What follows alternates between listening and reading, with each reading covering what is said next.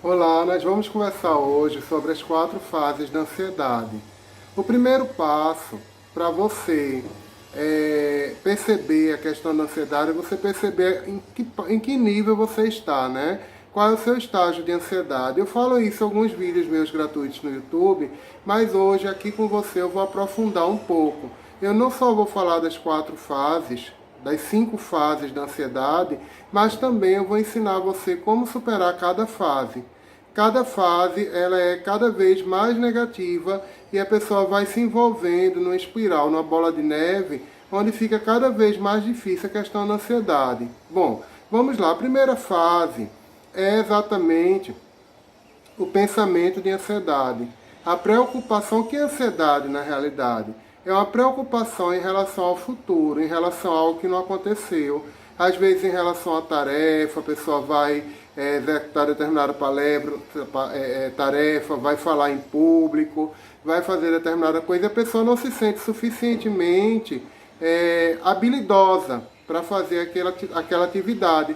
E a pessoa começa a ficar ansiosa. Ou, em outros casos, um certo pessimismo. Então a pessoa começa a achar que vai acontecer o pior, vai acontecer... A pessoa sempre pensa no pior cenário.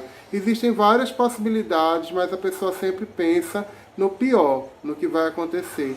E isso gera ansiedade. Nessa primeira fase, que é a fase do pensamento, a fase mental, o que é que você pode fazer para corrigir? Na fase mental, a melhor coisa é você disciplinar os seus pensamentos. No próximo vídeo, eu vou ensinar você uma técnica chamada AEI-OU, que é uma técnica para você disciplinar os seus pensamentos, né? Você aprender a ter controle sobre os seus pensamentos. Mas, para não ficar longo esse vídeo, eu vou falar do A, do AEI-OU. O A é agir imediatamente. Então, toda vez que você tiver um pensamento negativo, de que não vai dar certo, de que você vai se atrapalhar, de que as coisas vão dar errado, o que é que você faz? Você pode falar em voz alta a palavra cancelado, cancelado, e cancela e muda o pensamento.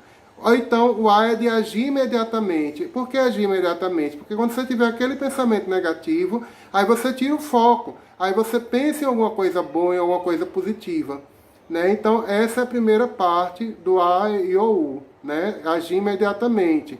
Na primeira fase, mudar o pensamento. Você pode até pensar numa coisa prazerosa, pode pensar num momento com seu bichinho de estimação, com seu gatinho, com seu cachorro, imaginar o seu filhote nas suas mãos, né? Ou imaginar o contato com o bebê, ou imaginar o momento que você estava brincando com seus filhos. Você desvia o foco do pensamento.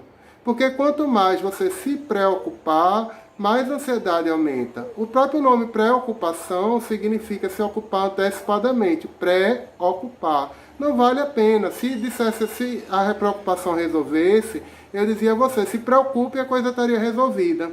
Mas não é bem assim, não é assim que funciona.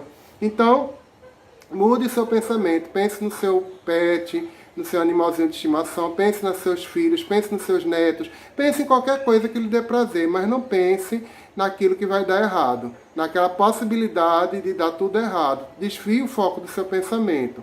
A primeira fase é a fase mental, a segunda fase é a fase emocional. Ou seja, o que é essa fase? É quando começam a ter no seu subconsciente memórias de situações onde no passado você se deu mal. De repente essas memórias podem estar até no subconsciente, talvez você não tenha uma lembrança clara.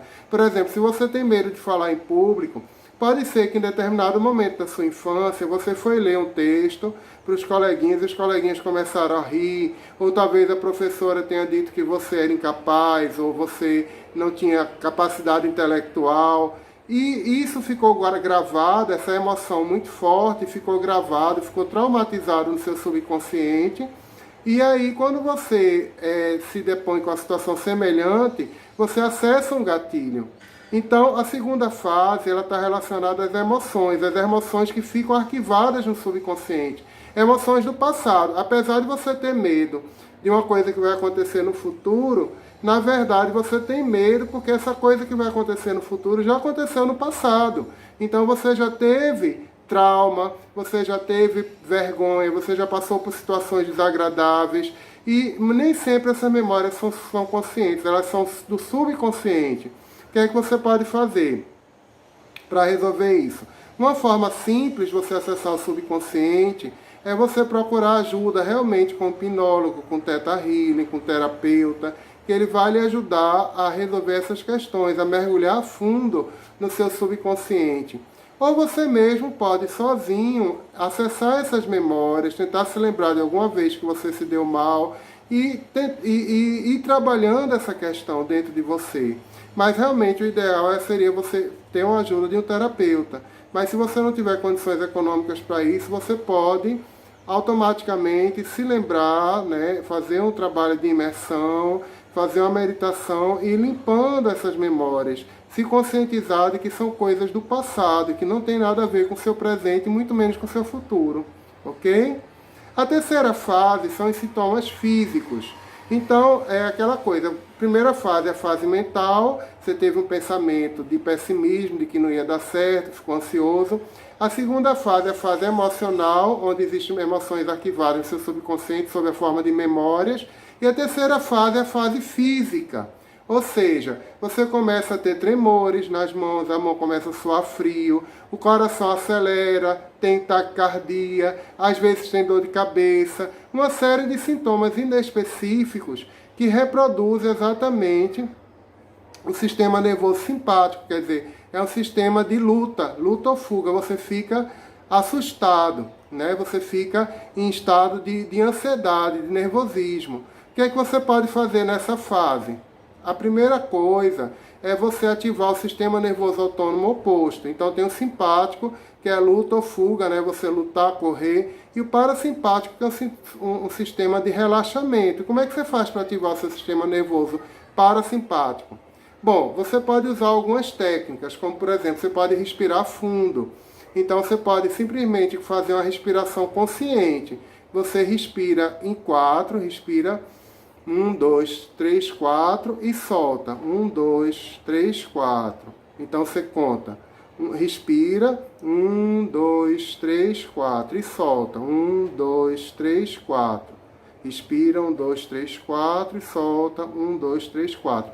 Quando você faz essa técnica de respirar conscientemente e contando os tempos, o que é que você está fazendo com o seu sistema nervoso? A respiração ela ativa o parasimpático, porque ela deixa você mais relaxado. Isso ajuda a controlar a ansiedade. E o seu pensamento, o seu cérebro, você muda o estímulo do sistema límbico para o córtex frontal. O córtex frontal dá contagem. Quando você começa a contar 1, 2, 3, 4, você sai das emoções que são ativadas no sistema límbico do cérebro. São estruturas que estão relacionadas às emoções, a amígdala, né? Uma série de estruturas do sistema límbico, hipotálamo. E você muda para o córtex frontal, então você se acalma. Então essa técnica de respirar profundamente é muito boa. Você respira 1, 2, 3, 4 e solta 1, 2, 3, 4, ok? A quarta fase, qual é?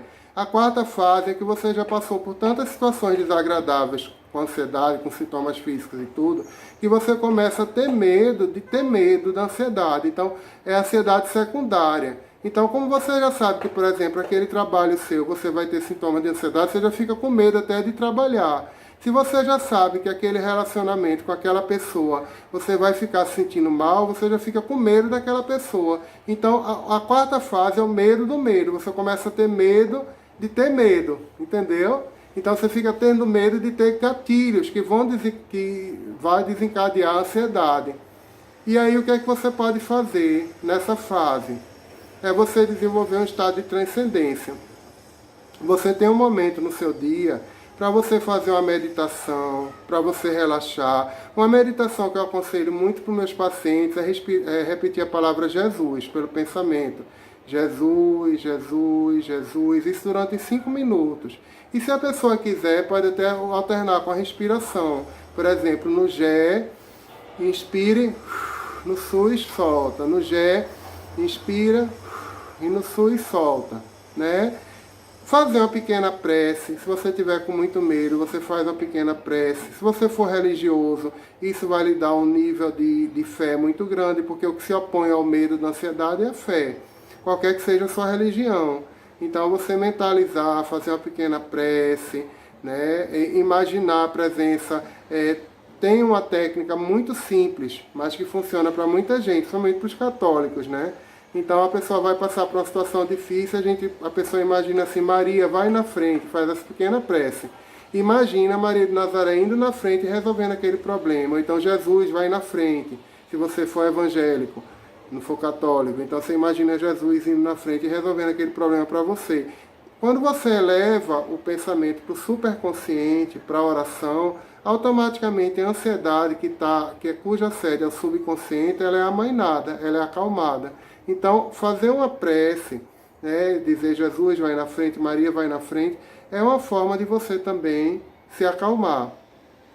E a quinta forma de ansiedade, né, o quinto estágio, é exatamente quando você começa a ter sintomas secundários.